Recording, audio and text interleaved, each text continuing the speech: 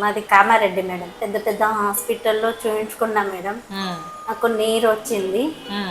నేను చావు దాకా వెళ్ళేసి వచ్చిన.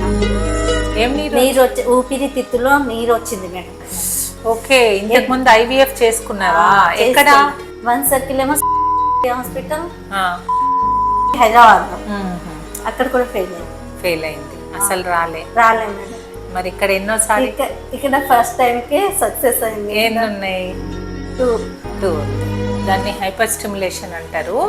ఎగ్స్ కరెక్ట్గా మనము ఇవ్వాల్సిన లాగా ట్రీట్మెంట్ ఇవ్వకపోతే ఎగ్స్ ఎక్కువ వస్తాయి అన్నమాట. ఐవీఎఫ్లో ఇది ఒక్కటే ప్రాబ్లం ఏంటంటే ఎగ్స్ ఎక్కువ వస్తే ప్రాణానికి ప్రమాదం.